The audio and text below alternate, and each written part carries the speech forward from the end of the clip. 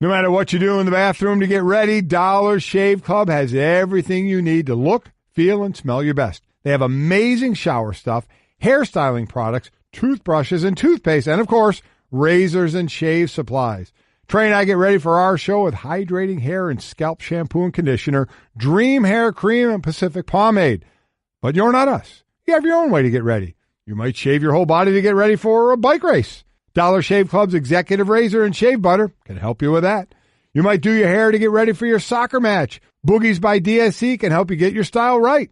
The thing is, no matter what you do to get ready, DSC has everything you need. And right now, you can get ready with an amazing deal on any one of their starter sets. I recommend the Daily Essential Starter Set, but you can't go wrong with any of them. Head over to dollarshaveclub.com/Golic to pick your own DSC starter set for just $5. After your starter set, products ship at regular price. And make sure you check out their new video as well. That's dollarshaveclub.com/Golic. dollarshaveclub.com/Golic. Great news. There's a quick way you can save money. Switch to Geico. Geico could help you get great coverage at a great price. And it only takes 15 minutes to see if you could save 15% or more on car insurance. Go to geico.com today and see how much you could save. What day is it? Wednesday morning. Is it a day that ends in Y? I'm not sure. The only thing I know is if you didn't know the day, our researcher wasn't going to know it either. No, listen, it's all falling apart. Glad you're with us. Golic and Wingo, ESPN Radio, ESPN2, presented by Progressive Insurance. All phone guests join us on the Shell Pennzoil Performance Line. Yeah, I mean, big part of the show for a little time. Our guy, Brett, today's his last day. Last day, he's ditching us. Showed up late.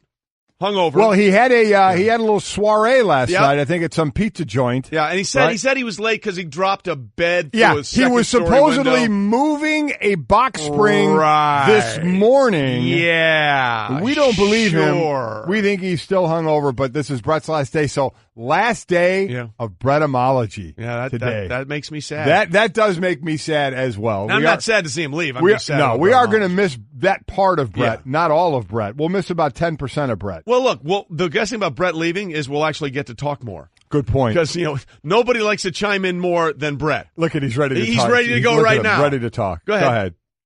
Well, it was a really tough time. I had to sleep on my bed, and then I had to take it out to the kill street. us, Mike. That's great. No one cares. You're done. You're hungover. He showed up hungover, didn't bring donuts. Which is fine. It's terrible. I mean, it's your last day. I get it. Yeah, my last day here. Finish as a professional. My last day here, I probably won't even show. So I can't confirm. Brett beat me by one on that. So yeah. Well, technically, then it wouldn't be your last day. The yeah, last that's day true. would have been the day before. What was supposed to be my last day? Look, no one said we were smart. Here, Holy smokes, we're off the rails. We want to be. Well, again, yesterday was 2 minutes and 14 seconds. Yeah, we Today beat was that. 2:46. Yeah. So at least we're consistent. So it's Brett's last day. Apparently, I'm told, Mike. Yeah. We're going to have an extended dance mix version of Bretymology. Oh, right. I mean, he's added some layers. Good. We're going to peel back the onion a little bit. See, Brett is like an onion. Actually, I thought it was going to be all 4 hours, you guys. He has so. layers. Oh, my Kill us, God. Mike. Oh, It's just unbelievable. Seriously. I mean, that's why he's leaving. We've created a monster. People don't know this. He's leaving the show to become an underwear model in New York City. He is. It's incredible. And he never would have had the confidence to do that had he not just barged on the air with us all Not the time. boxers, all briefs. No, and brief is a word you can describe a lot of it. So brief would be that career. We wish Brett all the best. We won't miss him much because once people leave the show, we don't care anymore. Nope. So again, you can get in touch with us, 1-800-Flowers.com, Twitter feed, @Golic and Wingo, or in Bretymology parlance, you can also call in 860-506-5505. We have got a lot to get to today. A lot of drama in baseball, some interesting comments from a couple of the top players at the U.S. Open for completely different reasons. Because it was hot. It was hot. And we've got a couple of head coaches that'll be joining us. Yes, we do. Dan Quinn, head coach of the Falcons, will join us in just about an hour. Sean Payton, head coach of the Saints, will join us as well. Plus, we've got Louis Riddick, Kirk Herbstreit, and Mel Kiper Jr. Because it's never too early to talk about the NFL draft. Talking about next year's draft? Why not? How awesome is that? And just be clear, this draft will be a defensive line draft. Yes, it will. Featuring one Ed Oliver at the top of the heap. Finally. Yes. Finally, the men of the draft. D. Lyman will dominate in Nashville in April. And we'll get to that with Mel, but let's start with what's trending. And what's trending in baseball, walk-offs, including this one. High fly ball, right field, Garcia back, that'll do it. See ya! Yankees win 5-4. That the call from Michael Kay on the Yes Network as Neil Walker, the pinch hit walk-off home run. And they rallied, the Yankees did, from a 4-0 deficit to win for the 9th time in their last 11 games. Aaron Hicks hit a tying homer in the 8th, and Miguel Andujar had a 2-run shot for New York. Although they have the second-best record in the majors, the Yankees gained no ground, Mike, on the Boston Red Sox. No, they didn't. But the thing here is what you started with, the walk-off home run. They have tied now. We still have, obviously, till the end of September. It tied in 2004. There were 80 walk-off home runs. And this year, the 80 walk-off home runs were 74 different players have combined for those 80 walk-off home runs. There's about 6 players that have had 2 this year. The most by team has been the Cardinals. They have 7. So it is the year of the walk-off. I would imagine with all the games left, about 25 to 30 games left, that we're going to break that record. We're seeing all kind of home run records broken anyway, and unfortunately strikeout records as well. Yeah. By the way, this game is just the exact epitome of what the Yankees offense is. Home run, home run, home run, home run. Hicks, tying home run. Yep. Walker, game-winning home run. And Andujar, a 2-run shot. The Yankees do not believe in singles or doubles unless we're clocking Giancarlo Stanton's 117-mile-an-hour singles. I mean, they are all about the home runs. And again, it didn't matter because the Red Sox also had a walk-off win. Is there such a thing as a walk-off error? Because that's what happened. It was a throwing error that allowed the game-winning run to score. Walk-off everything. Walk-off errors, walk-off balks. Walk-off everything. Walk-off Bretymology today. There you go. He is. Walk-off everything. Good point. Yeah. By the way, the walk-offs in baseball are what everybody's talking about. Brought to you by Lowe's. Pros in the know start with Lowe's. Go to lowesforpros.com for details. Do you want more walk-offs, Mike? Mm-hmm. I'm giving you more walk-offs. The Giants had a pinch hit single home in the winning run with the one out in the 9th.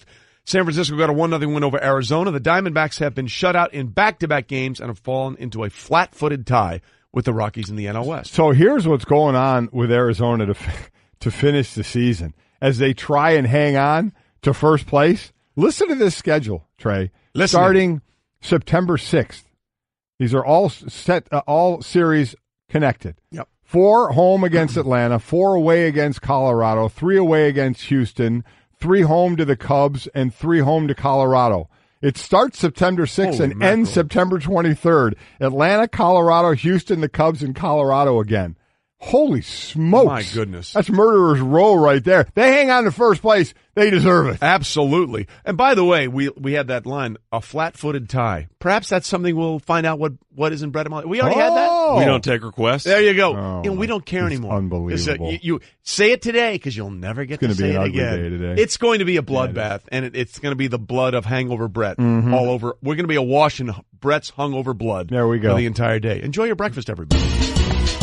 Meanwhile, Nick Martini, cheers. Hit a tie-breaking double in the 9th inning off Roberto Osuna, and the A's defeated Houston 4-3 Tuesday night, snapping the Astros' 6-game winning streak. Mike, they had not lost since Altuve came back into the lineup. Nope, they not. It was the first one there. Osuna gives up a walk, then a single, and then the double to Martini. Cheers. They play today again, and it's the last time they're playing this year. You know, we always look for those great matchups. Right. You see it in the NFL, how you do the division games in the last week of the season. I just rattled off Arizona's schedule and some of the tough teams they play. Well, this is a battle between the Astros and the A's for the top spot in the AL West. This is the last time they play today, this year, the rest of the year. Because no one thought the A's no one expected this one, huh? would be anywhere near the top of the division. So Houston's going to win the series. They're up 11-7 in the series, so the worst they could be is 11-8. So they could make it to 12-7. So they'll win the season series if this thing comes down, to a tie wherever that is in the the tie-breaking thing there is. But this is it. I was surprised when I was looking at schedules that this is the last time they meet. You just see 2 teams battling. You just expect them to be playing more down the line, like we're seeing with the Yankees in Boston and some of the other races that are going on, but not in this one. Yeah, the last 3 games, I think, of the season in the East are the Yankees at Fenway for those final 3 games. But again, no one expected the A's to be doing what they're doing, 27 games over 500. And their closer, Blake Trinan, basically said, no one's believed in us all year, but we believe in ourselves. Sometimes you got to trick yourself, too, because this world tries to give you realistic goals and things you can and can't do. And we've got sabermetrics saying we're only going to win 70 whatever games, and here we are at 80 with a month to play, So, people want to try to, kill dreams, I guess, with certain expectations on certain teams. We don't buy into it. We buy into what we try to do, and we played really good baseball last year down the stretch, like the last month, and we saw what we were capable of, and we started believing and visualizing as a team in the offseason that we want to play for meaningful baseball and get into October baseball. Do you feel bad? That was on Freddie and Fitzsimmons that apparently he thinks we've killed their dreams. We are dream killers. Holy smokes. We will suck the happiness and life from your soul. Sounded depressed. He did. And you know what? I think he gave us a little shot at second spectrum stuff. He did. Sabermetrics, people. You don't know what you're talking about. Does he know what team he's on and where all that went from years ago? Exactly. It started with you. Just so you know, know the history a little bit. Moneyball, sound familiar in any way, shape, or form. There's a movie out. Really good book. Yeah. Wow. Brad Pitt. You might have. Well, there was a book. You didn't read it. Whatever. But there was a book. Cliff Notes. Cliff Notes. Give me the Cliff Notes on Moneyball. This just in. They bought a team. They didn't spend a lot of money. And then they went on to win 20-plus games. Mm-hmm. Yea, verily, you've just got the summary plot of Moneyball. And it was a hot one at the U.S. Open, and it's going to be another scorcher today. Both Federer and Novak Djokovic survived the heat and won their opening round matches at the U.S. Open. But, Mike, 3 players were forced to retire due to issues related to the heat. Temperatures hit 98 in New York, but the heat index on those courts, 107. Yeah, it was pretty hot, and they changed the men's rule. On the women's side, there is if there's a heat issue, there's a built-in 10-minute break between sets 3 and 4. And they did the same thing in Djokovic's match as well. So for the men's side, they were doing it as well. They added it, and then now I'm sure there's going to be talk of even more safeguards because, as you mentioned, three guys dropped out. People were looking awful in the changeovers, and you don't know, how detrimental that can be. But the Joker joked about it a little bit, which is pretty good. He certainly did, and he survived it. But again, in the women, they have it between the second and third set, right? And the men had that between the third and the fourth. And Novak joked about. Well, let's just say he took advantage of the rules and took advantage of it with the guy he was playing and eventually beat. I want to thank U.S. Open for allowing us to have a 10-minute break after third set. I think we both needed it. That was funny because Martin and I were ice bath one next to another. So we had the 2 ice baths. We were naked in the ice baths, and it was quite wonderful feeling, battling with the guy for 2.5 hours, and then you get into the locker room and you haven't finished the match, and you're naked in the ice baths. It was quite a magnificent feeling, I must say. All right, then. Magnificent feeling. Well, listen. Hey, how'd you do in that match? How do you think it's going so far? I think I'm doing fine. I'm cold. That is pretty wild to do it while they're competing. But, speaking of ice baths, listen, ice baths are lived in those things. And once you get that initial, out of the way, it is such a great feeling. It's such a key thing. When you cross the line of demarcation, well, it's exactly for lack of right. a better term. When you get past there's a certain spot when you get in the ice bath. The water was cold. Things change rapidly. Exactly right. But once you get there, the feeling of that, of calming her down, cooling the core down. Obviously, you can use it too to slow down inflammation as well. But these guys are obviously doing it to cool down the core. But ice baths, listen, are huge. Anybody who's done any athletics for a period of time has done them and understands the value of them. And those had to feel so good because looking at again, those guys doubled over, in between points or at the changeover, just sitting there. You get that long distance stare. Yep. And you're like, wow, this could be unbelievably dangerous. So you wonder if there is going to be even more modifications made when you're dealing with heat like that. Well, there has to be. Now, there are many, many more modifications and procedures put in place at the Australian Open because that's played in January and February, which is the heat of the Australian summer. And it gets ridiculously hot down there. You have to, because those guys, how they move and for as long as they move is ridiculous, the shape that they need to be in. Yeah. Let me be 100% clear about this, having been fortunate enough to cover Wimbledon the last 2 years in the U.S. Open. There is no athlete that is more fit than a tennis player because you are running. We talked about this before we got on the air today. You've played obviously in very hot conditions. In football, extremely hot, with 20 pounds of equipment on. But I'm 6 seconds in a 40-second break. 6 seconds in a 40. Now again, the equipment adds to it, but still. That's a big difference of the movement. I know they have breaks in between points and stuff, but the constant movement that they have and for how long they play, it is incredible. I mean, some of those matches go 4 or 5 hours. Yeah. I mean, they just go forever. Leonardo Mayer, who had to retire in his 4th set match, said this: I think we should no longer play 5 sets, he said in Spanish. That's my opinion. I think that's the past. They won't stop until someone dies. It's incredible. Matches become ugly.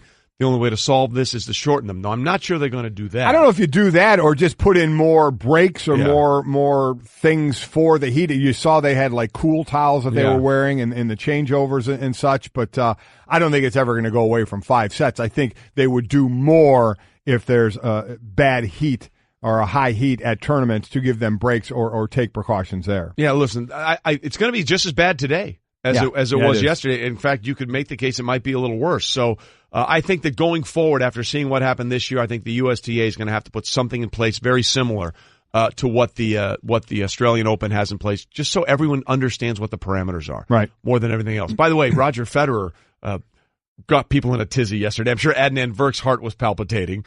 Well, he's never lost an opening round of the U.S. Open. He's 18-0. And then he said afterwards, I'm happy I never stumbled at the first hurdle. Almost time to retire, but not yet. And people are like, whoa, you're retiring? Yeah. It's like, no, I'm just saying it would be nice to retire having never lost the first round of the U.S. Open. Yeah. And I'm sure Adnan was like, wait, give how me about defibrillator paddles. Yeah. What's going on? So Federer got through. He made a joke about retirement, then had to clarify it at his post-game press conference because everybody went nuts. Mm-hmm. All right, Golic and Wingo presented by Progressive Insurance. Commercial insurance through Progressive protects your business and your dream, except for Blake Trinans. Choose from over 30 coverage options at ProgressiveCommercial.com. Well, it was the deal that got done Monday. Odell Beckham Jr. got his big contract. Obviously, he was very happy about it. The Giants were very happy about it as well. Yesterday, he had a chance to speak after we went off the air, and let's just say Odell is glad the entire thing is now behind him. You know, you kind of dream about this moment all your life. In fact, you've dedicated everything. You know, you sacrificed weekends. Your parents have sacrificed weekend after weekend, traveling, doing this and that, just to be able to get to this point. So it is a relief. I just wanted to get the contract done. Whatever was going to happen with it was going to happen. It's not like it's going to change the way that I want to play and the way that I want to perform. So it just was a matter of getting what you feel like you earned and deserved. And I think it's very fair on both ends what we've done here. And I think we're both happy and just excited about this season and keep getting better. So I'm just excited. As he should be with that kind of money. Well, and he's right. It's a whole package when he talks about the sacrificing as a kid to get there. And there may be some people out there that look at that a little jaded and say, well, wait a minute. I mean, you're doing this for the money. And it's part of the whole package. You know, when you're sacrificing at a young age, when you have goals, when you, as he said, there's a lot of travel, or you miss this or you miss that, and you have to sacrifice, you do that because you want to be great at what you're doing. And then if you're great at what you're doing all the way to the top level because of all those sacrifices, there not only is there the payoff of being considered one of the best, going to Pro Bowls, being an all-pro player, and eventually where you may wind up, you know, when you're done playing, to getting the financial part of it as well, because this is a job. That's how these guys make their money. So I get it. I absolutely get what he's saying about reaching the pinnacle of your sport as a player from your play, but then because of that, you get to set records and you get to make a ton of money. So again, deadline spur action. We always hear that, and that did here because everybody was wondering, was he going to step foot on the field if he didn't have a deal? We won't know the answer to that at all. And I doubt we'll find out the truth about that at all because we don't have to, because he signed there. But I get what he's saying. I get you kind of take that breath now and go, okay, man, I did all that to get to this point, and I got the physical payoff of being considered one of the best, but the financial payoff of it as well. And now, because also a lot of people say, boy, once you get that payoff, how do you play then? Because we see what guys in a contract year, sometimes they're very motivated, and then you get paid, and sometimes it goes down. We'll see. This is a guy, again, who missed just about the entire season last year. I have a feeling he comes out pretty darn strong. I think he does, too. And by the way, I have something in common with Odell Beckham Jr. I've dreamed all my life about getting a $95 million contract as well. Still a dream? I know I'm not going to get it. You know, and that's the thing. It was a realistic dream for him. It's unbelievable. For you, it's a fantasy. Oh, it continues to be a fantasy. Yes, it does. So, basically, all my employers are doing what we've done to Blake Trinan. They're killing my dream. Yeah. Basically what's happening there. That's the thing.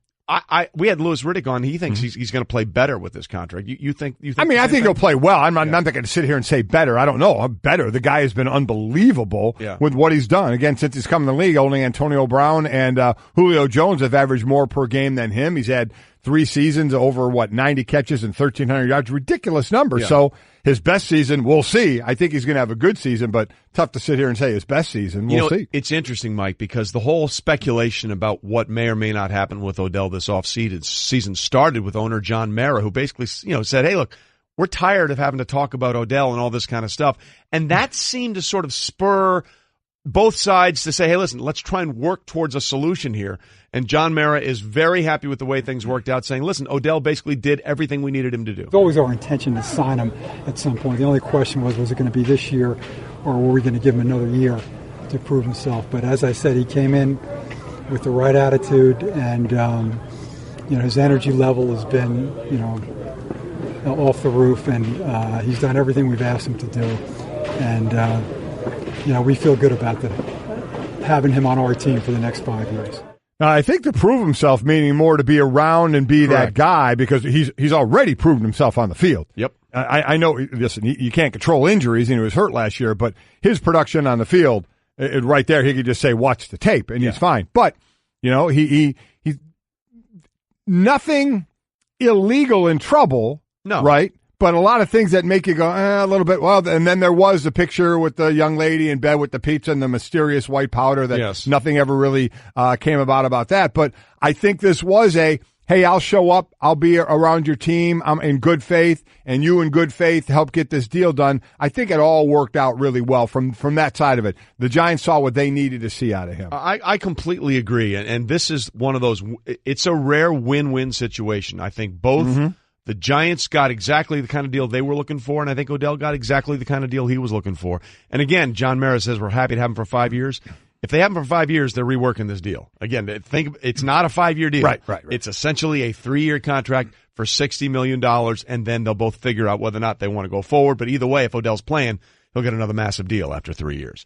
All right, so that's Odell Beckham Jr.'s situation and the contract taken care of. There are still 2 All-Pros out there looking for that new deal. One of them appears to be close, and one of them completely seems to be held up by one guy, a guy that we used to work with. Support for the Golic and Wingo Show podcast comes from our friends at Rocket Mortgage by Quicken Loans. Let's talk about buying homes for a minute. Because of rising interest rates, there's a lot of unpredictability when it comes to buying a home these days. It's causing a whole lot of anxiety with folks. Well, our friends at Quicken Loans are doing something about it. They're calling it the power buying process, and here's how it works. Quicken Loans will verify your income, assets, and credit in less than 24 hours to give you a verified approval. This gives you the strength of a cash buyer.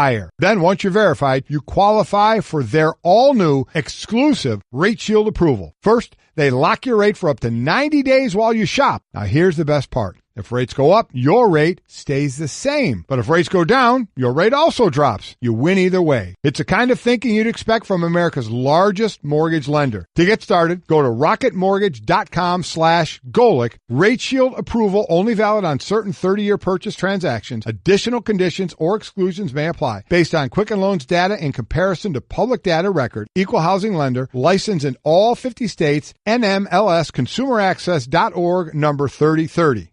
When it comes to hiring, you don't have time to waste. You need help getting to your short list of qualified candidates fast. That's why you need Indeed.com. Post a job in minutes, set up screener questions, then zero in on qualified candidates using an intuitive online dashboard. And when you need to hire fast, accelerate your results with sponsored jobs. New users can try for free at Indeed.com/podcast. That's Indeed.com/podcast. Terms, conditions, and quality standards apply. Again, it's Brett's last day, our researcher. This is the last Bretymology. He's leaving us. Shed some out, pour some tears, I'm sad. Running away from us, kicking and screaming. Yes.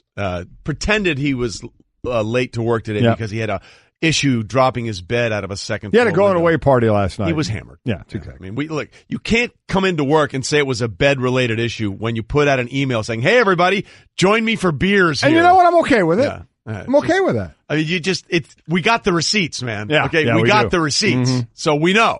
Don't pretend like it's anything else than that. So last Bretymology coming up, 7:45 Eastern. Exactly. Golic and Wingo, ESPN Radio, ESPN2, presented by Progressive Insurance. All phone guests join us on the Shell Pennzoil Performance Line. Michael, it's time for Straight Talk. Brought to you by Straight Talk Wireless. Best phones, best networks, no contracts. Okay. So all off-season, speaking of contracts, the NFL has been dominated by whether or not 3 players would get new deals. Odell Beckham Jr., Aaron Donald, and then Khalil Mack. Odell Beckham Jr., check. Right. Literally, big check. Oh, yeah. He got his money. However, we are still waiting on Aaron Donald and Khalil Mack. And while we all believe the Aaron Donald deal is going to get done, yes, none of us have any idea if or when this deal between the Raiders and Khalil Mack is going to get done. Charles Robinson of Yahoo Sports was on with Freddie and Fitzsimmons and basically laid it out very simply. If you're wondering why this deal isn't done, it's because of one guy and one guy only. It does rest in John Gruden's hands. There's been a lot of talk about, GM Reggie McKenzie and, what is he doing? And Mark Davis, can Mark Davis fund this deal because he's considered to be one of the most cash-poor owners in the NFL? This is on Gruden. I've been told this from multiple sources. It's in John's hands. He can green light this, and if and when he does that, it will get done. And if he doesn't, it's going to go into the regular season, and they're going to force Khalil Mack to miss games, and either he's going to report and be unhappy with his deal, or he's going to sit out as long as he feels he needs to. Because again, remember, Khalil Mack does have a contract. Yes. He has one more year on his deal. Brett, I forgot for how much it is. $13.8 million. $13.8 million. We don't need Brett anymore. He's yesterday's. So he is under contract. He's getting fined for missing these preseason games and such. So there is a contract there. It's not like he has no contract and is just sitting.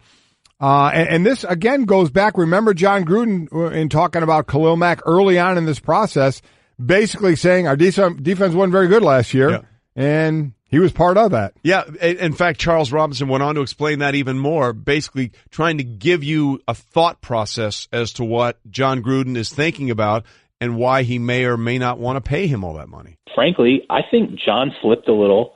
And when he said, look, I've looked at the defense last year, we weren't very good, and Khalil Mack was on that defense. I think there's a little bit of, hey, we had this game-changing player, this elite edge rusher last year.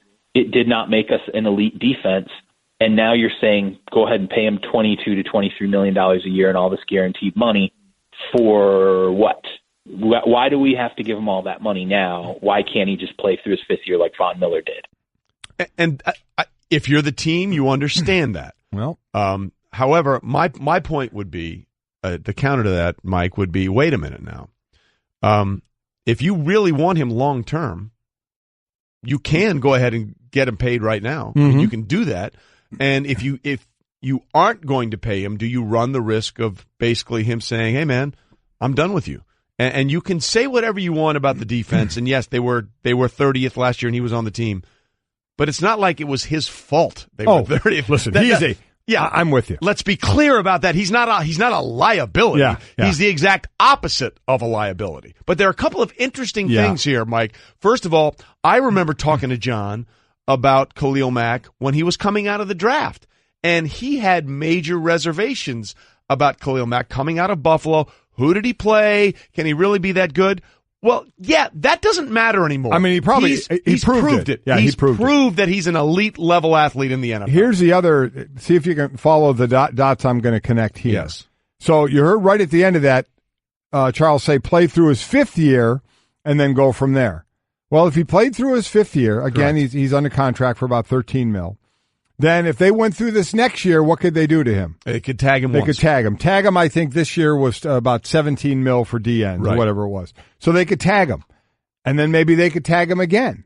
So basically what you're saying is 3 one-year deals. Possibly. All under big contract. Now where, I'm trying to think where that may have happened in the in the past. Recent past. Oh, I know. It was in Washington with that quarterback, Kirk Cousins. And who's the coach in Washington? Well, that would be Jay Gruden. Brother of? John Gruden. So I wonder if there was any kind of a conversation that said Jay was like, hey, look what we did with Cousins. And then you decide whether you want to pay him. You get 3 more years out of him. Now, that's if he decides to step foot on the field. Correct. The Le'Veon Bell going through this. Kirk Cousins stepped on field both years of being tagged and made himself $44 million. Le'Veon Bell is about to do it again to make himself over the last 2 years about $27 million. So that could be the thought process there. Khalil, you want to sit out and not make your $13 million this year?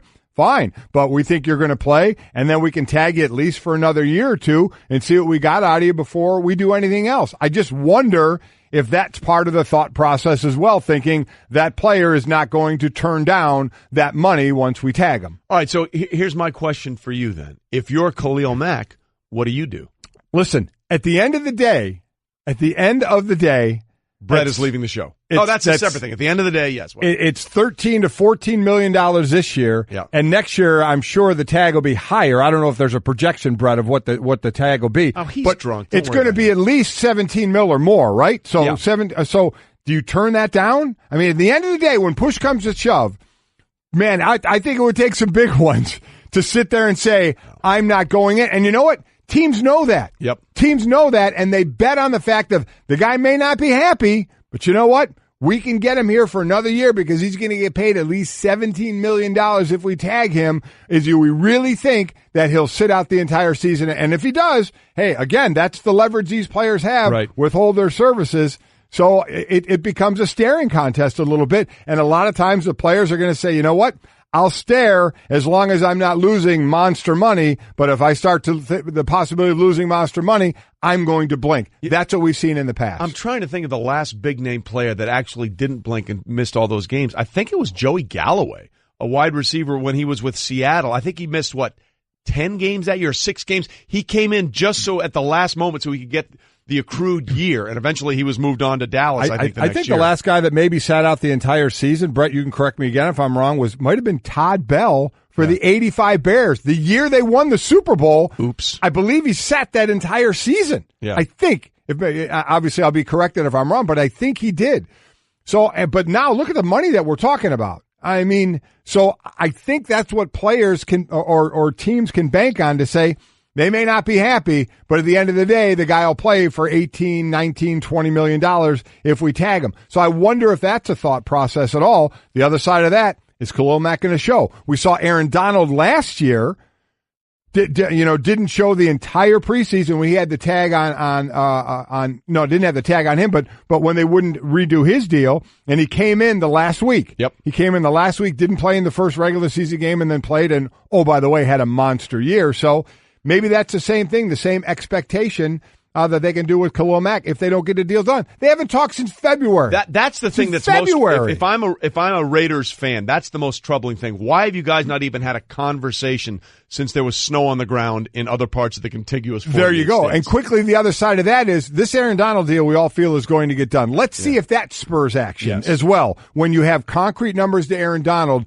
does that reignite talks possibly if the Raiders do, in fact, want to get it done with Khalil Mack? Again, the difference here is at least there's been conversations I agree. with Aaron Donald this entire way. The fact that there's been nothing, and we've heard some trade rumors as well. Look, I get it, and I understand on some level where John is coming from, but at the end of the day, you know what you really need to win football games? Really good players. And you know what Khalil Mack is? A really good player. Yep. Again, 2016 season, he was named All-Pro at 2 different positions. Again, not Pro Bowl, but they named the top 22 players in the NFL. Khalil Mack was on that team at 2 different positions. And let me just quickly do this just to get it out of the way. One of the first tweets we got from Jared, Mack signed the deal. Tag coming or not, honor it. This was collectively bargained. Hey, Jared, you know what? Who else doesn't honor contracts? The teams. Exactly. When they sign you to a 3 or 4 year deal and cut you in 2, they're not honoring the deal. Doesn't work that way anymore, son. I'm sorry. That's a tired, old, irrelevant argument Yes, because they can make that contract go away at any time they want. So what you do is you get for leverage any way you can. And by the way, that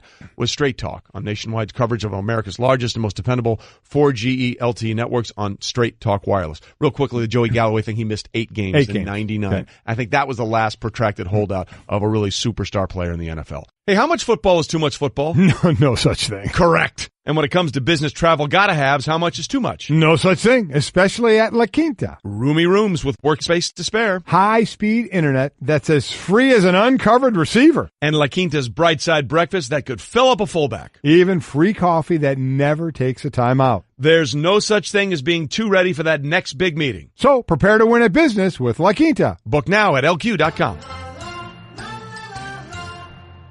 It's Golic and Wingo. I think the Cavs know who they are, and they know who the Celtics are. Sometimes that realization can slap you across the face like a fish. Okay.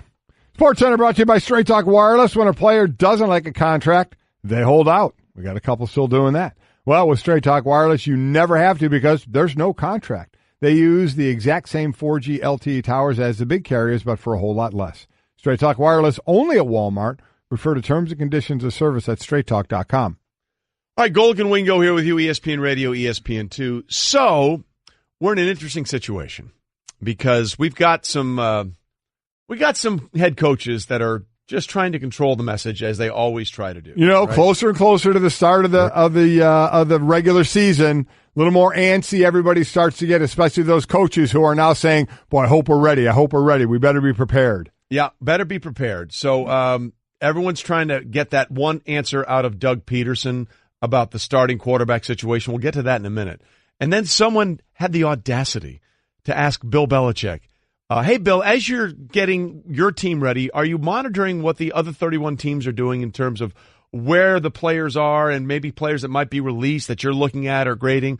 And let's just say Bill said, yeah, you think? You have an idea who those players are right now, even? Absolutely, yeah. What do you think we've been doing?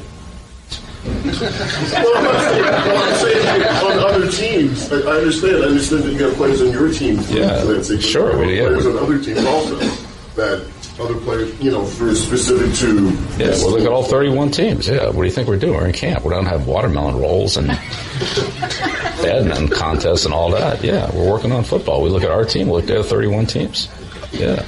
Can I just say when I first heard that, I thought he meant like a dessert, a watermelon. Watermelon, watermelon game toss, runner. Yeah. Oh, I know what he meant. Yeah, I've never heard of a watermelon roll. I didn't either. I thought it was a new Little Debbie thing. I thought he'd pick a different picnic game, but that's what he meant. And listen, he's right. And we talked about this even yesterday. I mean, we're coming to the last preseason game.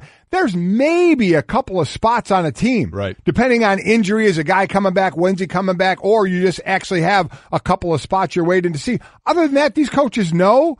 And I had up close and personal when Mike was with the Saints at camp and they had it at the Greenbrier, beautiful resort. Yep. The Patriots came and practiced for a few days there, so got to spend some time with some of them as well and see how they handle their business and heard Bill talking about it. They have people. You have your scouts and some coaches. You're looking at tape of the practices, but you're looking at the other guys. Yep. You're looking at the other team. They're always breaking down the other, as Bill said, other 31 teams as well for guys that you can cherry pick if they're to get cut or not. This is a constant thing that's going on. There's not just watermelon rolls going on. No, again, watermelon rolls. Listen, anything that gets Bill Belichick to make a joke, I'm absolutely. all for it. Teddy Bruschi has told me a million times he is really funny. He just doesn't show that a lot. Yeah. And there you saw a little bit of that there. And again, we talked about this a little yesterday. The worst part is the cuts are coming Saturday. Yeah. 53-man roster. People think they've made the team, and somebody else gets cut somewhere else, and that your team. Well, that's exactly right. Yeah. They know a guy may be on a team, but they also know if this guy becomes available, he takes that spot and bumps him. So it's tough. It's tough for those back end guys coming up this Friday and Saturday. You're on some pins and needles. And of course, everybody in Philadelphia is on pins and needles, wanting to know whether Carson Wentz will be able to play Week 1. Again, a week from tomorrow, they start their season against the Atlanta Falcons. And Doug Peterson again continuing to try and say the same thing a million different ways about when he's going to know who his starter is. Deadline, 90 minutes before the kickoff, I think. So you don't need to know by Friday when the game plan. I'll know. Friday and Saturday. I'll know. That's what I'm saying. I mean, me personally, I will know. Yeah, I'll know. Friday when you're going to make the decision? Publicly? Privately. Oh, privately? Probably Friday. Listen, in all honesty, I think they know right now. I mean, I don't. Carson Wentz has to get cleared. Not even cleared They're yet. not cleared for contact. So to think he's going to get cleared and then play the next week, I would doubt it. Now, is it possible? Well, absolutely it's possible. He's been out there practicing and moving around, and people all say he looks good out there, but there's a difference in practice when nobody can touch you, and in the game when you're running for your life, when people can touch you very hard. Yeah. Well, maybe not so much without getting a flag. Well, they'll still do it. Yeah, but it'll be a severe pat down. They'll try. Yeah. To me, I don't see any way Carson Wentz is starting in game 1. Look, if by Friday you don't know that he's cleared, you can't start him. Yeah. Because you have to start game prep. You have to put in a game plan. You have to do all this kind of stuff. Oh, and that started already too, by the way. For those that think they haven't started looking ahead to week 1, they have. Yeah. And I give Doug a lot of credit this time. How many times do you want me to say it? I'll know. You may not know. Yeah. But I for sure will know. And we'll find out sooner rather than later with Carson Wentz for game 1. Coming up, a walk-off, a naked ice bath, and the head coach, who Doug Peterson, the Eagles, will be facing next week in the opener, although he's not part of the walk-off or the naked ice bath. Stay with us. Remember when you couldn't order a ride at the press of a button? Or get online without hearing this? Or get Domino's delivered to over 150,000 unexpected outdoor locations? Wait, what? Introducing Domino's Hotspots. You can finally get pizza delivered right to the beach, the quad, or the dog park. Not at home? Not a problem. Find a Domino's hotspot near you and get 2 medium 2-topping pizzas delivered for $5.99 each. 2-item minimum. Handmade pan pizzas will be extra asked for this limited time offer. Prices, participation, delivery area, and charges may vary. Restrictions apply. Visit Domino's.com for details on Domino's hotspots. No matter what you do in the bathroom to get ready, Dollar Shave Club has everything you need to look, feel, and smell your best. They have amazing shower stuff, hairstyling products, toothbrushes and toothpaste, and, of course, razors and shave supplies. Trey and I get ready for our show with hydrating hair and scalp shampoo and conditioner, Dream Hair Cream, and Pacific Pomade. But you're not us. You have your own way to get ready. You might shave your whole body to get ready for a bike race. Dollar Shave Club's Executive Razor and Shave Butter can help you with that. You might do your hair to get ready for your soccer match. Boogies by DSC can help you get your style right. The thing is, no matter what you do to get ready, DSC has everything you need. And right now, you can get ready with an amazing deal on any one of their starter sets. I recommend the Daily Essential Starter Set, but you can't go wrong with any of them. Head over to dollarshaveclub.com/Golic to pick your own DSC starter set for just $5. After your starter set, products ship at regular price. And make sure you check out their new video as well. That's dollarshaveclub.com/Golic. dollarshaveclub.com/Golic. Great news. There's a quick way you can save money. Switch to Geico. Geico could help you get great coverage at a great price. And it only takes 15 minutes to see if you could save 15% or more on car insurance. Go to geico.com today and see how much you could save. Golic and Wingo, ESPN Radio, ESPN News. We are presented by Progressive Insurance. All phone guests join us on the Shell Pennzoil Performance Line. That, of course, the incomparable Michael Jackson, who would have been 60 today. Oh, my God. You know, there are certain people, Mike, that no matter how old they would have been or get, you never see them as that. Like, no matter if Michael Jackson had lived for another 30 years, to me, Michael Jackson would always be this young, energetic, just dancing musical machine in my mind. You know? Unbelievable. To think of him as a 60-year-old man, I know. Yeah. Oh, the way it's going now, he'd still be on tour. Yeah, I mean, exactly. All the acts from our day, are still back there and out there on tour. Wow, though, 60 years old. That is something else. Gone far too soon. Oh, my gosh, yeah.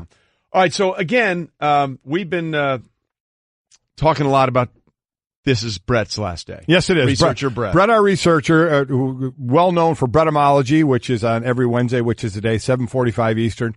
Brett is leaving us. This is his last show. This is his last Bretymology. Mm-hmm. He had a little soiree, a little party last night. Showed up a little late this morning. Drunk and hungover. And that's fine. Listen, I completely get it. As I said, my last day won't even be my last day. We won't know when your last showing day up. is. That's exactly right. I give Brett credit for even showing up. So anyway, a lot of people are apparently this is terrible for him. We're only going to feed the ego. People are now calling in about Brett. Sorry to hear that I forget his name is leaving. Brett, I got his name. Sorry to hear Brett is leaving. Hey, good old what's his name? Yeah, good old what's his name? Knock him off that pedestal a little bit of humble pie. Eat that the next time you say you don't take requests. What's your name? Humble pie, that's a Bretymology phrase. There you go. There you go. For this show, Golic and Wingo, it's Brett and Riley that they share the researching job, and somebody is already tweeting on, when does Rileyology start? Oh, you have to say Rileyology. It would be Ryology? Ryology? I don't know. Would that do it? But we'll have to let her do something on here that will be more popular than Bretymology. Yes, of course it will. That's just but anyway, we're going to miss old what's his name. Yeah, we are. As Brett is moving on to greener pastures. Congratulations, that guy. Okay, so as we get set again tomorrow. It will be 1 week from the start of the NFL season, and let's just say... No, wrong one. No. Oh, that makes us very, very happy. Yes, it does. That makes us very, very happy. Stay Wingo. The football season is here. What else can I be? And that first game will obviously be the coronation that it is every year for the defending Super Bowl champions. They have their big party and all that kind of stuff, and then they move on and try and repeat. And the team that's going to try and spoil the party, which has been done a couple of times Yes, in the past. Yes, it has. Will be the Atlanta Falcons. It'll be a rematch of the divisional playoff game that took place at the Link. That it was a goal line stand by Philadelphia that enabled them to hold off and host the NFC Championship game and eventually win the Super Bowl. So with the season just around the corner, we are delighted to be joined now on Golic and Wingo on the Shell Pennzoil Performance line, taking synthetic motor oil performance to a whole new level. Make the switch to Pennzoil Synthetics today is Falcons head coach Dan Quinn. Hey, Dan, thanks for being with us this morning. What's it like knowing that you're going in there trying to spoil the party that Philadelphia doesn't want to get rid of in any way, shape, or form? Hey, what's up, Trey? How you doing, Mike? Good. For us, it's, like when you go through the off season and through, training camp and kind of get ready, when the season begins, there's new guys that's with it. So we know the crowd will be tuned up good, and it's fun, man. When you get, environments like that to play in and coach in, it's a blast. So, Dan, that's coming up obviously next week, and everybody's looking forward to the start of the season. But there's a part of your job that's coming up this weekend that I know you don't look forward to. You go from 90 guys to 53. That's a whole lot of guys that are out of work times 32. And you're the guy that has to tell all these players that their dream basically is now over. Can you take us through that a little bit and just talk about what Friday and Saturday will be like when the final cuts are made? Well, you're exactly right. You mainly want to, express to these men, like the gratitude for the strain and effort that they've put forth. And so some of them will have an opportunity to, keep developing, on a practice squad here. And then always the goal is that there'll be an opportunity to make another team's 53 or another team's practice squad. And when that happens, I still am happy for that player, knowing that there's an opportunity for that guy. Some years there's, you're stacked more at one position than another. And so those opportunities come about. So that's really what I want them to know. Like, I appreciate how hard they strained, and we'll always be connected. If they need my help and assistance in any way, I'm glad to chip in when I can. And at this point, going into the last preseason game, what is the area? I mean, is it still a couple of guys? There's still a couple of spots up for grabs. Where is it like on most teams as far as what jobs are yet still available? Yeah, with the amount of young guys, we had a big rookie class this year, Mike. So I think we're over 30. And so with that, there's still definitely, some spots that we're considering, and even some on the development side, who would be ones on the practice squad that really could push to help out. So when you have that kind of competition, that's really what you're looking for is, an extended play time, to get the evaluation. We've played the guys a lot, and we're, kind of always committed to doing that because these rookies, and this, Mike, they need the time. They need quarters in the game. They need play time. They need series. And so when you get, one game, 2 games, 3 games, now you have an extended one, the last evaluation definitely helps with that. I think you have a pretty good sense of where a guy is up to now, but you certainly like to get another extended look to make sure he's the right fit for you, moving forward. Dan Quinn, Falcons head coach, is with us this morning, and we're glad he is as they get set to start the season a week from tomorrow in Philadelphia as the Falcons try and spoil one last party for the Eagles and their fans celebrating the Super Bowl 52 win. Listen, you talked about it, and we brought it up a little bit. While the 53-man roster comes down this Saturday, that's never the end of the team. And it's this sort of this weird time, Dan, where a lot of players think, hey, I've made it, and then there may be 3 or 4 guys on your squad or every other team that suddenly realize they're not going to make it because you guys are constantly scouring the waiver wire to see if there's a guy that you like that you can pick up that was let go by somebody else. How busy is that time for you trying to beat everybody else to those players? Yeah, you totally nailed it, Trey. And I can remember all the way back in 2001 of Bill Walsh saying that same message in a team meeting when I was at San Francisco with Mooch, that the roster isn't fully set, for, weeks 2 and 3 where vested veterans are available, guys who are on someone else's practice squad get claimed. So there is some fluid movement as the last couple of weeks. What you hope is that as you're heading in, the guys who will be active for game day, those guys who are going to be on the 46 when we play Philadelphia, that, you're hoping to be rock solid as you're heading into your weeks of preparation. But past that, some of the, other parts of the roster, maybe spots 51, 52, 53, and some practice squad spots, those could be a little more fluid. So the topic that you're right on it in terms of it does change over the first 2 weeks of the season for sure. Dan, I'm glad you brought up the 53-man roster and the 46 active. Where are you on the idea of, hey, if we have these 53 players, why can't they all be available to us to play on game day? It does seem a little incongruous, for lack of a better term, when you see all the injuries that happen in the NFL, why you can only have 46 active players.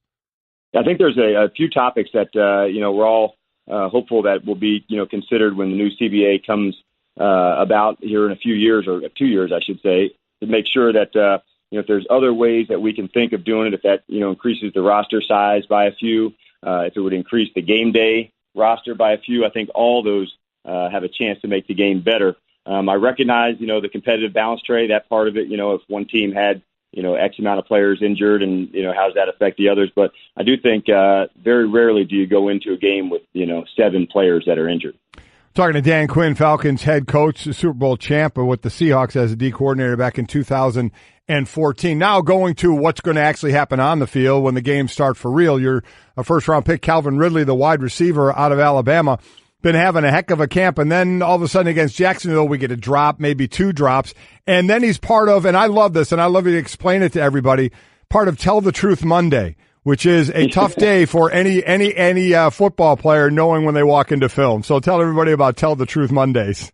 And I've heard you say that too, Mike. Out on the field, you said, man, I don't like what this is going to look like tomorrow. But what we do is we get right to the truth of what happened in the game, and the good consequences and the bad consequences. We try to, talk about, did we get done what we wanted to heading into the game? And we just kind of give a good recap. And when that's done, we try to say, hey, man, don't harden your heart to the criticism. All this that we're doing, the good plays, the bad plays, they're all there to help us, improve and get right. So in those days, it's just really a matter of, hey, man, let's talk about what happened in the game, and we showed things that went well and things that didn't. And so in that moment, everybody's up for it, myself included. If there's a coaching decision that didn't go well, you can be sure that I'll call myself out on that one as well. How many times I wish the projector didn't work on Mondays? I can't. Break it before you went in the room. Just brutal. Hey, Coach, I wonder, we talk so much on the college level as they get ready to kick off their week 1 this weekend. The talk of Nick Saban and how great he has been, the national championships, one of the best, if not the best ever, and the preparedness that he has his teams ready for. So I'm wondering, while I understand that every player that tries to play in the NFL is a hard worker, and guys that make the roster, they're all hard workers. But do you see a difference in Alabama players in their attention to detail that Nick Saban is so well known for? Is there a difference in those Bama players when they come to the pros? I think you'd have to say there is, and the reason I say that is, one, I've coached with Nick, so I know that the detail and attention that goes into the program. But really, the habits that are formed at practice, the effort and strain that goes into it. You're right. There's definitely, to play in this league and to be in training camp in this league, you're going to put out and give good effort. But there's another place that people can go to, and for the guys that earn spots on the practice squad or the 53. They've shown they're willing to go to a deeper spot. And so I would say our 2 Alabama players are a pretty good reflection of what it could look like with Julio and Calvin. I wish you could come to see the way those 2 get after it at practice. Not only does it help them get better, but can you imagine being on the other side and going against them? It's the way, guarding these guys with Trufant and Alford and the guys. So not just the way they practice affects just them. It can affect, their teammates as well. Falcons head coach Dan Quinn with us with this NFL training camp report. It's brought to you by Progressive Insurance, with insurance for cars, home, boat, motorcycle, RVs, and commercial vehicles at 1-800-PROGRESSIVE and Progressive.com. So I got to ask, Dan, you mentioned Julio Jones. Did he knock on anybody's door after he saw the Odell Beckham Jr. contract? Did he just say, that couple million was nice. I'm just saying, guys, I'm still here. I am pretty sure he will let his play speak for that. But, somebody did bring that up to me. You're not the first one to bring that up, Trey, so I recognize it. But no, he's had an awesome camp. He's really ready to get rocking, and we're all pumped to start the season, man. It starts a week from tomorrow, and the guys are throwing a good off season, good camp, and what all that allows you to do is set yourself up for a good start, to get rocking. So that's where we're at. And we're really pumped to get this season kicked off. Well, one of the things I've noticed, Dan, as you and Thomas Dimitroff and everybody have built this roster over the last few years, it certainly seems like a lot of the elements that worked for you in Seattle in terms of how you build that defense, whether it's pass rush or in the secondary, young, fast players. And it seems like there's been a real makeover on that side of the ball in the last couple of years. And it reminds me of what's going on in Seattle. Everyone, whether they want to admit or not, with a certain group of core players, there's a window for a championship. And then you have to start rethinking about who you're going to pay and who you're not going to pay. And we've seen that play out in Seattle. Realistically, in your mind, how often do you think we have to start reshuffling here? Not rebuilding, but reshuffling as we continue to try and make this thing work in a salary cap driven league. Yeah, I think that's where the coaching and the personnel side is such an important thing, and Pete and John have demonstrated that very clearly in Seattle. But it's always on the front of your mind, Trey, to make sure that the roster you have the right mix of people, and you're right that you don't get to keep everybody, and oftentimes you would love to because of the value that a player adds to the team, even though sometimes it doesn't maybe show up as high on the stat sheet. And Mike can probably relate to that. When you rotate a lot of defensive linemen, like a lot of teams do now, compared to back in the day when he was playing, where he played just about most all the snaps. Some of those productions don't jump out in the same way, but a guy's value to a team of what he can add to the team on third down or what he can add to the team on special teams, it totally shows up. So, fortunately, if you're part of a good team, then you've got tough decisions, every year that you have to make.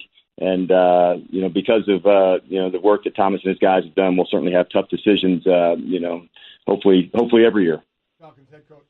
Falcons head coach Dan Quinn joining us on the Shell Pennzoil Performance Line. Then the obligatory question I have to ask, especially since you're a head coach but coming from the defensive side of the ball, after yours and mine and everybody else's heads weren't exploding anymore off some of the helmet calls in the first couple of weekends of the preseason, it went from 25 calls to 26 calls to 9 calls. Where are you with that rule and how they're implementing it and how you're expressing that to your players? Yep, it's a good one. Through the off season, we knew this was coming, so we tried to, show some examples on film, Mike, to say, hey, these are good examples. This is, done correctly. These are some ones that, we'd like to get out of the game. And that went fine as we went through the OTAs and into training camp. When it got into the live tackling, that's when it definitely got harder. Only on the one play that got really hard, Mike, was the really low ball carrier as you're tackling, because like, let's say the running back's, shoulders are down by his knees. It would be hard to get under that player and keep your head up, but that was the one that took some work. But as long as your head was low, but your shoulder was the thing making the impact, I think everybody felt a lot better after that. For the officials, for their first couple weeks, it was their first time ever calling it too. And so I think as the first few weeks went, it just got better as it's gone. I think people are in a much better space now, knowing that like every play is not going to have a flag thrown on it. And if there's ones that look really bad, those are the 6 or 10 hits a year we can take out of the game. And I think if we accomplish that, I think that'll be a really good thing for everybody. Well, certainly we've seen it dialed down. Like last week, there were 9 as opposed to 20-something the week before. And I think they'll figure that part of it out going forward. Dan, there's nothing. I agree with you guys. Yeah. I think, the tough spots are time and space and ball carriers that are low. And those are the ones that are challenging. But I think you're right. Keep working through it. And the guys, they're trying their best too. And sometimes the plays happen so quickly that not only is it hard for the officiate to call, but it's hard for the player to adjust as well. Listen, all that adjustment gets going, and we'll be starting a week from tomorrow for you. Dan, as you well know, there's nothing better on the road than walking out of a silent stadium. So we'll see if that plays its way out for you Thursday night as the Eagles open up the final coronation, for lack of a better term, when they raise the banner and everything against the Falcons. Dan, thanks for being with us this morning. Thanks, Coach. All right, get after, guys. See you. Always good to talk to you, Dan. Great. Love talking to him. Yeah. Great. And it is funny to see how he's rebuilding that Falcons defense. And, he is building on speed. Yes, man, it is a speed game in Atlanta, no doubt about it. From top to bottom, the defensive line, to the linebackers, and that secondary, they fly to the football. Support for the Golic and Wingo Show podcast comes from our friends at Rocket Mortgage by Quicken Loans. Let's talk about buying homes for a minute. Because of rising interest rates, there's a lot of unpredictability when it comes to buying a home these days. It's causing a whole lot of anxiety with folks. Well, our friends at Quicken Loans are doing something about it. They're calling it the power buying process, and here's how it works. Quicken Loans will verify your income, assets, and credit in less than 24 hours to give you a verified approval. This gives you the strength of a cash buyer. Then once you're verified, you qualify for their all-new exclusive Rate Shield approval. First, they lock your rate for up to 90 days while you shop. Now here's the best part. If rates go up, your rate stays the same. But if rates go down, your rate also drops. You win either way. It's the kind of thinking you'd expect from America's largest mortgage lender. To get started, go to rocketmortgage.com/Golic. Rate Shield approval only valid on certain 30-year purchase transactions. Additional conditions or exclusions may apply. Based on Quicken Loans data in comparison to public data record. Equal housing lender. Licensed in all 50 states. NMLSconsumeraccess.org number 3030. To give batters a different look, pitchers throw a changeup. Your idea of a different look is sunglasses. That's true. But La Quinta Inns and Suites is really taking the different look thing to a new level. Definitely a major league makeover, starting with a bolder, brighter lobby full of comfortable spaces to let you settle in. Or chill out in front of a big flat screen like Wingo would. Oh, you know it. It's a changing La Quinta look to help you get in the zone and look sharp when you hit that big meeting. Prepare to win at business with La Quinta Inns and Suites. Book now at LQ.com. All right, Golic and Wingo with you, ESPN Radio, ESPN News, presented by Progressive Insurance. A couple things we need to clean up here. Yeah. We'll get to that in a second. I just offended you mightily in the last Unbelievable, moment. because I offended Golic in a way that he should not be offended. There are donuts here, okay? Now, Trey, you don't really eat donuts. I'm not a huge... I mean, I like it. Don't get me wrong. I like a donut. I don't live to eat the donut the Occasionally, way you'll have a donut. Live to eat the donut. So you really only wanted half a donut. Correct. There are ways to go about that. There are plastic utensils out there. You could have cut a donut in half. Could have, yep. And left the other half out there. Yep. What you chose to do is you came in here, and right before we came back on the air, I saw you take a bite that knocked it down to about half a donut. Yeah. And before I could say anything, you threw the other half in the trash can. Yeah. What in the hell are you doing? Well, a couple of things. What are you doing? Couple of things. Number one, there are 2 full boxes I of don't donuts care. So there's that half. He's now he's going into this half a donut. Are you going to do it? Well, yeah. Oh, he just ate it out of the trash can. Oh, George Costanza. Actually, it's just sitting on a piece of paper. I know it is. It's fine. Why would you throw that away when I'm sitting in here and you say, "Hey, I'm not going to finish this. You want the other half?" Number one, I didn't think you would want to eat something that had been in my mouth. Just want to be fair about that. Do you know how much food sharing goes on? Number two, there are boxes of full donuts at your disposal outside. There was a waste of half a donut, and I know Louis Riddick is on my side on this one. I know he is. Lou, you want to weigh in on that? Oh, Trey. Yeah. Yes. Okay. What are you doing? Oh, see, he's no. Bro, okay, look. I'm not bandwagoning here. Okay. I'm a donut freak. Dude. All right, you're a donut freak. When I saw them sitting out there, those guys guys looked at me. I was sitting there like this. My eyes were like, "Oh my god!" All right, this is the greatest. And thing if I've he ever ate half a seen donut and somebody offered you the other half, would you eat it? No. There you go. Thank you. It's a 50-50 split. It's a 50-50 I love split. Trey, man, but I'm not trying to. All right. Yeah, I got it. We got it. Look, we're good. I felt like a friend was getting thrown in the trash can. and so, what did you do to that friend? You ingested it. I saved the friend. This is my friend that I'm going to leave to a horrible ending in my stomach. I would have found some napkins. I would have brought my donut in here, man. There you go. Mine's sitting out in the hallway. Well, let's hope it's there in 15 minutes. We tackle all the big topics here on Golic and Wingo. But again, that rejoin was because today is the last day for researcher Brett of Bretymology fame, which we will play in a few minutes. Yes, we will. And so we had someone call in and say, hey, what's his name? I'm going to really miss. This person called in earlier and didn't remember Brett's name. And you know what? Apparently they felt very badly about that, so they called in again.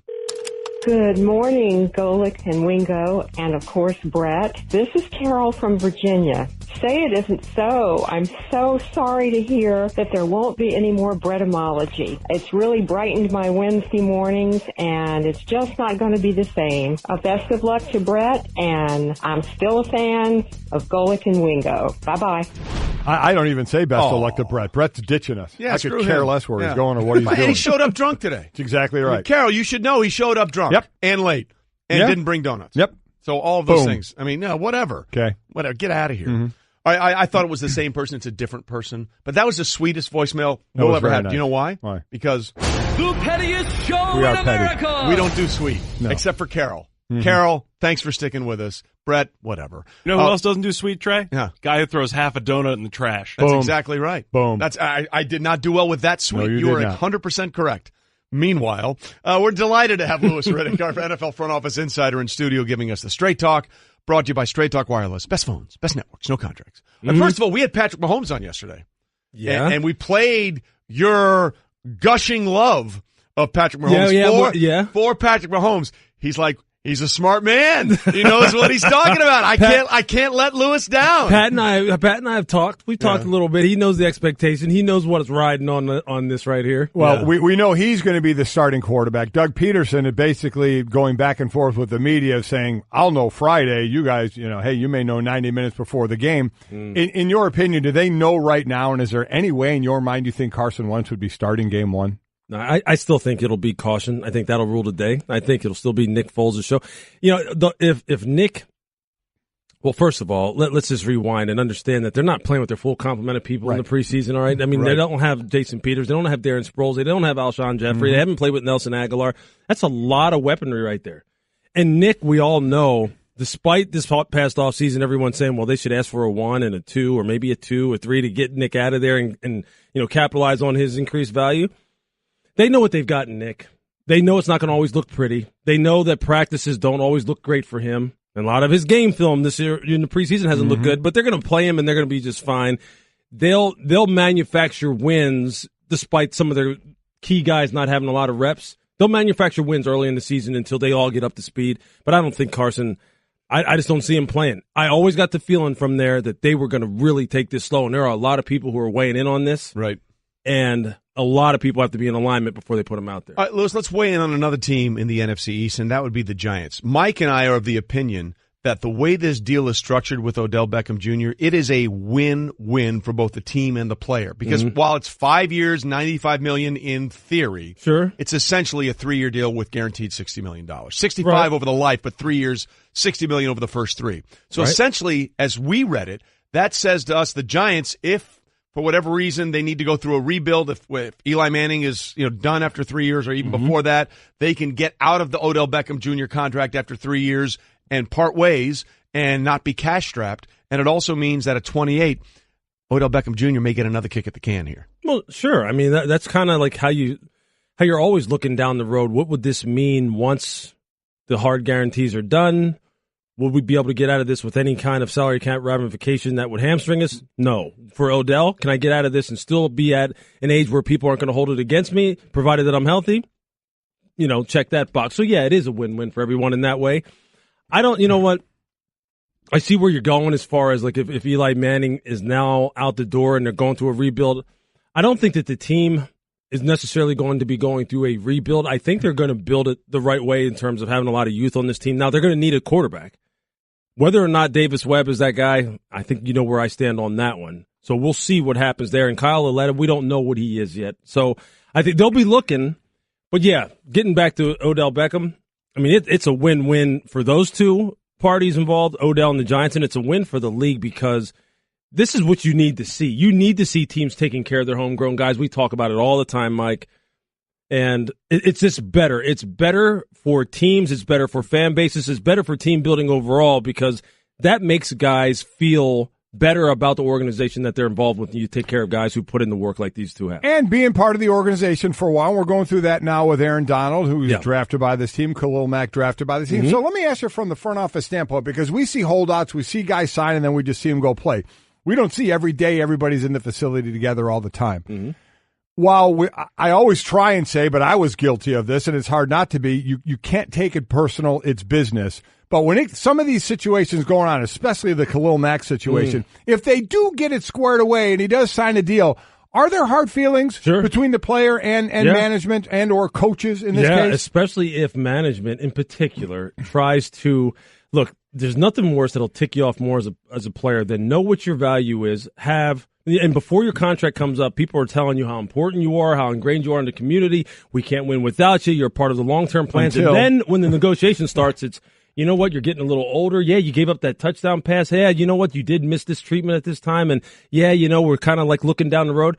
And when contract negotiators resort to that kind of BS to try and drive the price down and try and get value for them, players, I've seen that happen. I saw that happen firsthand in a couple of the places I was at with players who were like kind of right on that cusp, right on the edge of maybe you were trying to move on. They probably had a year or two left, maybe 3 years left.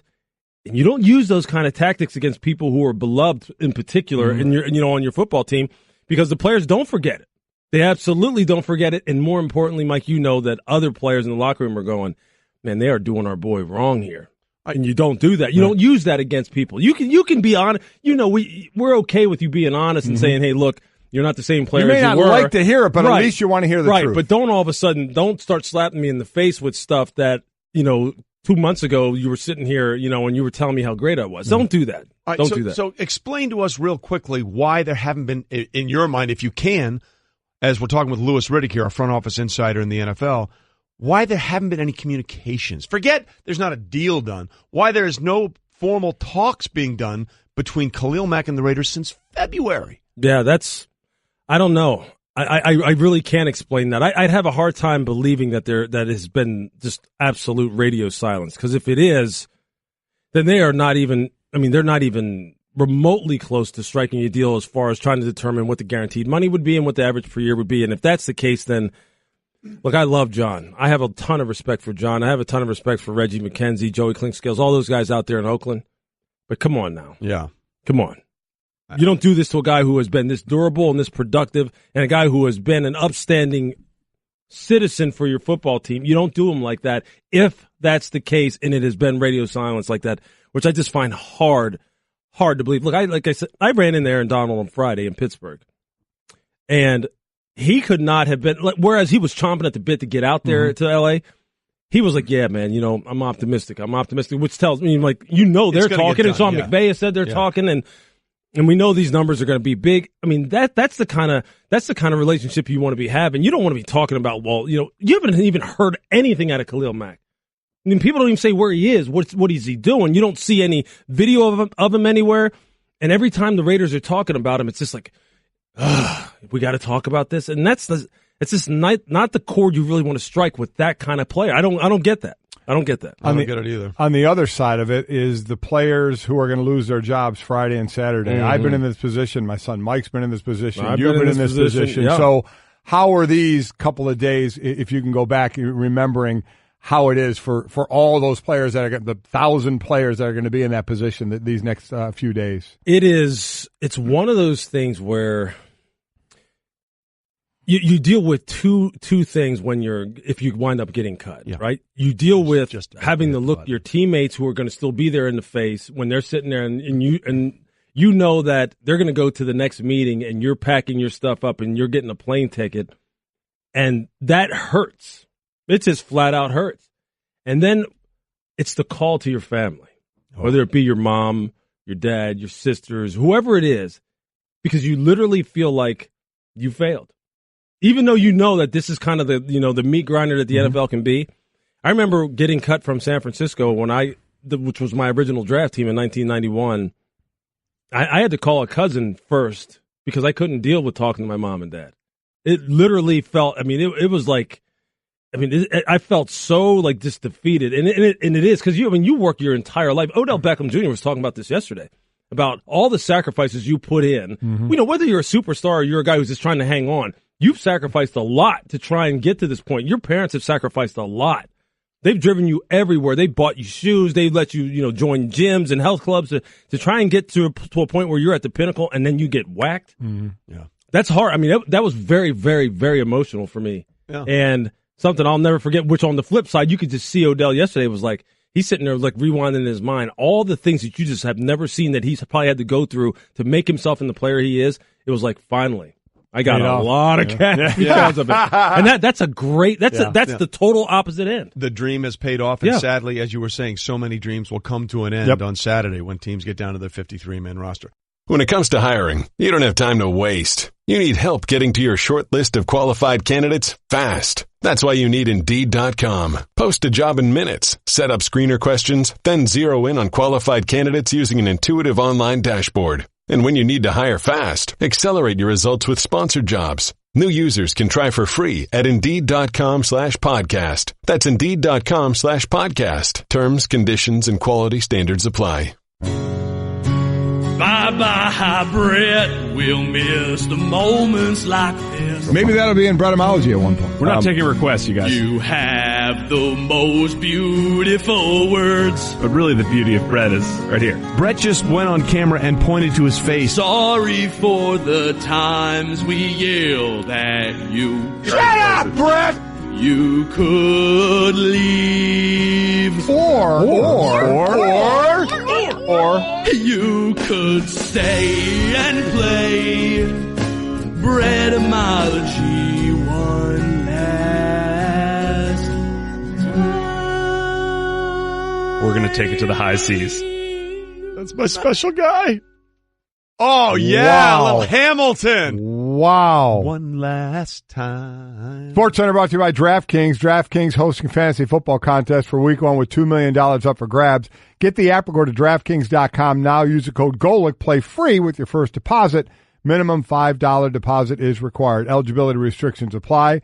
See DraftKings.com for details. The best part, I think, about our songs like that is the singing is horrible. It's horrendous. It's so bad it's good. Yes. That's 100%. Because I think a lot of people say, boy, why don't they get somebody who can sing? That'll ruin it. No, we don't want that. No. By the way, Brett, highest of honors. We found a Hamilton song for you to say goodbye. One last time, Hamilton talking with George Washington about saying goodbye one last time. Whatever, okay. Oh, thanks for breaking down Hamilton for us. Appreciate that. Listen. Seriously? Hey, Brett's not throwing away a shot. Okay. Bretymology brought to you by Discover Card. Discover thinks annual fees are ridiculous. If you do too, find out more at Discover.com. We always do the official Bretymology standings. We're only doing 2. All right? I'm at 72%, 46 for 64. You're at a putrid 53%, 34 for 64. You're great. I give you all the credit. You're fantastic at this. This is the only thing I do well. All right, Brett, here we go. One last time. Let's crank it up. All right, guys. Don't throw the baby out with the bathwater. Aha! Is it from the Scottish author James Mercer Borthwick, the pen name of Robert Douglas, the 17th Earl of Morton. Borthwick released a series of wildly popular short stories in the early 1800s in the Herald newspaper in Glasgow. The story in question here was called The Midwife's Mischief. The phrase was used to describe the midwife early in the story. Quote, she had such disdain for the maiden that she once dreamt of dumping the bath with the newborn babe still inside. Or the phrase dates back to Germany in the 1500s, a proverb written by Thomas Mörner in his satirical work, An Appeal to Fools. The phrase in German reads, "Schüttet das Kind mit dem Bade aus," which literally translates to, pour out the child with the bath. But a second or a new wrinkle today, are both of those fake? Oh, man. You know what? Listen, I wouldn't put it past you to say they're both fake, but you know I have a standing rule. Whenever I can say the word Bundesliga, I like to say it. So, Bundesliga, I'm going with Germania. I'm saying they're both fake. We're going Germany. Germany, number 2. Yeah! Germania and Bundesliga. Your next I phrase. feel like a loser.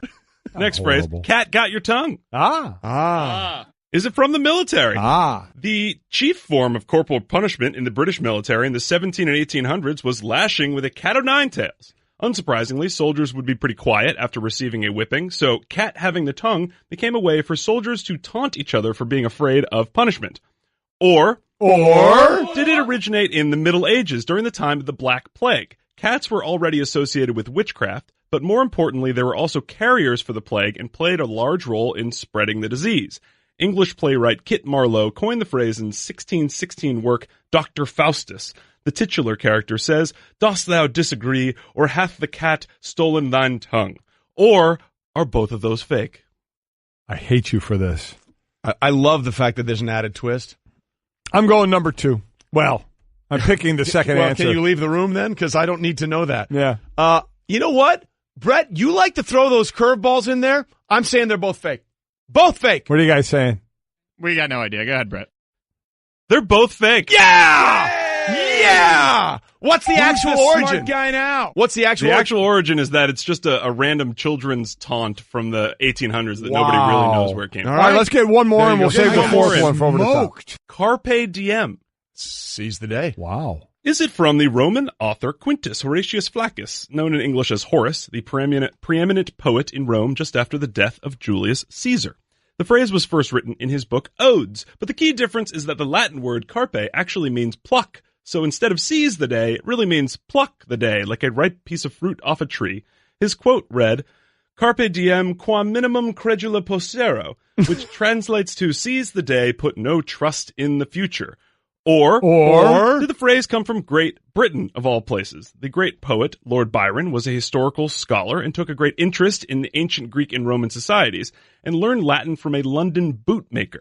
In a letter to a friend in 1817, published posthumously in 1830, Byron wrote, quote, I never anticipate, 30 carpe seconds. diem, the past at least is one's own, which is one reason for making sure of the present, or both fake.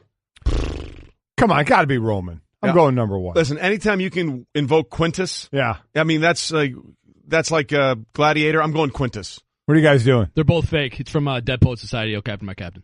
Okay. Oh, he's standing on the chair, by the way. Nicely done, Devin. Number one, Rome. Number one! Quintus? Woo! Quintus. Yes, 3 for 3. Yes. All right, we're going to finish up the final Bretymology. On the other side is the final Bretymology. I'm not even sad. When it comes to hiring, you don't have time to waste. You need help getting to your short list of qualified candidates fast. That's why you need Indeed.com. Post a job in minutes. Set up screener questions.